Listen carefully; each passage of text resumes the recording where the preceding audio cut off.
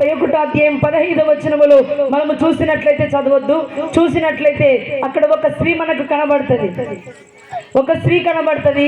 ఆ స్త్రీ ఎంతో ఏదన చెందుతూ రోదన చేస్తూ కన్నీళ్లు కారుస్తూ ప్రార్థన చేస్తూ ఉందంట. ఎట్లా జీవించిందో ఒకసారి చదవండి. 15వ వచనం. యెహోవా ఇలాగు సెలవిచ్చుచున్నాడు, ఆలకించుడి, రామాలో అంగలార్పును మహారోదన ధ్వనియు వినబడుచున్నది. రాహేలు తన పిల్లలను గూర్చి ఏడ్చుచున్నది. ఆమె పిల్లలు లేకపోయినందున ఆమె వారిని గూర్చి ఓదార్పు పొందనొల్లకున్నది. యెహోవా ఈ ఆజ్ఞ ఇచ్చుచున్నాడు, ఏడవక ఊరుకొనుము రాహేలు, కన్నీడు విడిచిన మానమ్మ, నీ క్రియ సఫలమై జనుల శత్రువుల దేశములోండి తిరిగి వచ్చెదరు. ఇదే యెహోవా వాక్కు, రాబోవు కాలమందు నీకు మేలు కలుగునని నమ్మికయున్నది. నిజంగా ఈమె బహురోదన చేస్తూ ఏడుస్తూ ఉందంట. నా పిల్లలు వలసపోయారు, నా పిల్లలు శత్రు దేశంలోనికి వెళ్ళిపోయారు, నా పిల్లల్ని ఎవరు కాపాడతారు, నా పిల్లలు అలా అక్కడ ఎట్లా ఉంటారు, వాళ్ళకి ఆరోగ్యం ఎట్లా, దేవా నువ్వే నా పిల్లల్ని కాపాడాలయ్యా, నీవే నా పిల్లలకు తోడై ఉండాలయ్యా, నీవే నా పిల్లల్ని ఆశీర్వదించాలయ్యా. శత్రువు దేశంలో నా పిల్లలు ఉన్నారయ్యా, నా పిల్లల్ని శత్రువులు ఏమైనా చేస్తారేమో, నా పిల్లలకి అనారోగ్యం వస్తుందేమో, నా పిల్లలు అక్కడ ఎట్లున్నారో ప్రభు అని బహురోదన చేస్తూ ఏడుస్తూ పిల్లల విషయమై ఆమె ఓదార్పు పొందనొల్లకుండా ఉన్నందువలన దేవుడు ఆమెను చూసి ఏమన్నాడంటే, రాహేలు కన్నీళ్లు విడుచుట మాను, నీ క్రియ సఫలమై నీ పిల్లలు శత్రు దేశములో నుండి క్షేమముగా నీ దగ్గరికి వస్తారు. హల్లెలూయా. రాబో కాలమందు నీకు మేలు కలుగునని నమ్మిక ఉన్నది. భయపడొద్దు రాహేలు, భయపడొద్దు బిడ్డ. నీ పిల్లల జీవితములో, నీ జీవితములో, నీ కుటుంబము జీవితములో నేను గొప్ప కార్యములు చేస్తాను. నీ పిల్లలకు తోడై ఉంటాను, నీకు తోడై ఉంటాను, నీ కుటుంబానికి తోడై ఉంటాను, నిన్ను ఆశీర్వదిస్తాను. నీవు దైవ చిత్తానుసారమైనటువంటి దుఃఖము కలిగి రోదన చేస్తూ కన్నీళ్లు కారుస్తూ ఉన్నావు కనుక నేను నీ పట్ల కార్యమును సఫలము చేస్తాను. హల్లెలూయా. అయితే ఈ రాత్రి 2వ సభలోనికి వచ్చినటువంటి మీరు ఎందుకొరకు ఏడుస్తున్నారో తెలియదు, ఎందుకొరకు రోదన చేస్తున్నారో తెలియదు, ఎందుకొరకు దుఃఖపడుతున్నారో తెలియదు. ఆకాశమందున్న దేవుడు మిమ్మల్ని చూచాడేమో.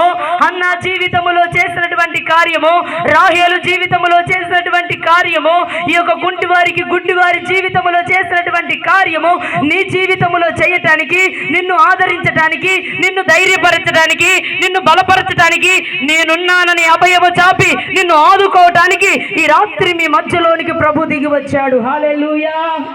చెప్పాలి గట్టిగా హల్లెలూయా. అందుకే ఈ రాత్రి నువ్వు అడగాలి, దేవా నువ్వు తప్ప నాకెవరు లేరయ్యా, నీ పైన నేను ఆనుకున్నాను యేసయ్యా, నీవే నా జీవితంలో, నా కుటుంబంలో, నా పిల్లల జీవితంలో కార్యము చేయాలయ్యా అని దైవ చిత్తానుసారమైన దుఃఖము కలిగి నువ్వు కన్నీళ్లు కారిస్తే ఆయన ఈ రాత్రి దిగి వచ్చి నీ కన్నీటి నాట్యంగా మార్చేవాడు. హల్లెలూయా. అయితే దైవ చిత్తానుసారమైనటువంటి దుఃఖము ఎలాంటిదంటే, మందిరానికి ఒక ఆమె వచ్చేది. ఆమె వస్తున్నప్పుడు ఆమె ఏం చేసిందంటే, 2 కుమారులు 1 కుమార్తె. పెద్ద కుమారుడు చనిపోయాడు. హఠాత్మత్తుగా ఎందుకో ఏమైందో తెలియదు, వాతావరణం పడకనో మరి ఏమో తెలియదు, శరీర బలహీనతను బట్టో ఏమైందో తెలియదు, హఠాత్మత్తుగా వాళ్ళ పెద్ద కుమారుడు, వయసుకు వచ్చినటువంటి పెద్ద కుమారుడు చనిపోయాడు. చనిపోయినప్పుడు ఈ తల్లి తట్టుకోలేకపోయింది. కన్న తల్లి 9 మాసాలు కడుపులో పెట్టుకొని పెంచి పెద్దగా చేసింది కాబట్టి నిజంగా ఆ యొక్క కొడుకు చనిపోయినప్పుడు ఎంతో రోదన చేసింది. కానీ దేవునికి చెప్పలేదేమో తెలియదు ఆ తల్లి. అయితే పెద్ద కుమారుడు చనిపోయాడు అని చెప్పి ఆమె 1 రోజులు అన్నం తినకుండా, నీళ్లు తాగకుండా ఆ పెద్ద కుమారుని విషయమై ఏడుస్తా ఉంది. భర్త చెప్పినా వినట్లేదు, అమ్మ చెప్పినా వినట్లేదు, కూతురు చెప్పినా వినట్లేదు, కొడుకు చెప్పినా వినట్లేదు, బంధువులు చెప్పినా వినట్లేదు. అయితే కొడుకు కావాలని ఏడుస్తానే ఉంది. అది లోక విషయమైనటువంటి దుఃఖము కనుక ఆ దుఃఖమును బట్టి ఆమెకి ఏమొచ్చిందో తెలుసా? కడుపు నొప్పి వచ్చేసింది, భయంకరమైనటువంటి కడుపు నొప్పి వచ్చింది. ఎన్నో డాక్టర్ల దగ్గరికి వెళ్ళింది, ఎన్నో డబ్బులు అయిపోగొట్టుకుంది, ఎన్నో టాబ్లెట్లు మింగింది, ఎన్నో వైద్యులను సహకరించింది. కానీ ఆ రోగము కుదుట పడలేదు. కుదుట పడక ఆమె మంచములో పడిపోయింది, లేవలేని పరిస్థితిలోనికి వెళ్ళిపోయింది. అంటే ఆ లోక సంబంధమైనటువంటి దుఃఖము కలిగి ఆమె భయంకరమైనటువంటి స్థితిలోనికి వెళ్ళిపోయింది. అయితే నా కొడుకున్నాడు కదా, నా కూతురున్నాడు కదా, దేవుడు తీసుకొని పోయాడు, దేవుని చిత్తం ఏమిటో అని ఆ కుమారుని గురించి మర్చిపోయి బతికున్నటువంటి కుమారుని కొరకు, కుమార్తె కొరకు ఏడవకుండగా, తన కుటుంబం కొరకు ఏడవకుండగా, దేవుని సన్నిధిలో దేవునిపై ఆనుకునకుండగా, దేవునిపై విశ్వాసం ఉంచకుండగా, ఈమె నా కొడుకు నాకు కావాలని ఏడుస్తూ ఏడుస్తూ ఏడుస్తూ ఈమెనే మంచంలో పడిపోయింది. ఇంకా కొడుకుని ఎవరు ఆదరించాలి, బిడ్డను ఎవరు ఆదరించాలి? ఈమె అలాగనే ఉంటే మేము ఒకరోజు వెళ్ళి ప్రార్థన చేయడానికి వెళ్ళాము. భయంకరమైన పరిస్థితిలో ఉంది. మేము ప్రార్థన చేసి వచ్చాము, కానీ ఆమె బ్రతకలేదు, హఠాత్మత్తుగా మరణించింది. అందుకే అంటా ఉంది, లోక సంబంధమైనటువంటి దుఃఖం మరణములోనికి తీసుకొని పోతుంది. లోక సంబంధమైనటువంటి దుఃఖం భీతిలోనికి తీసుకొని పోతుంది. లోక సంబంధమైన దుఃఖము భయములోనికి తీసుకొని పోతుంది.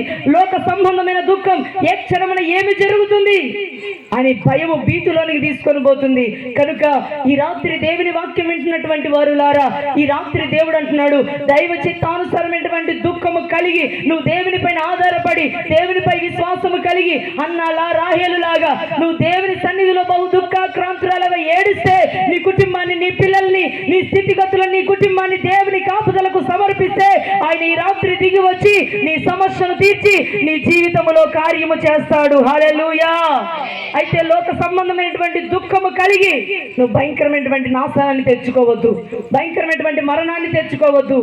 అయితే లోక సంబంధమైన దుఃఖము కలిగి నువ్వు జీవించొద్దు.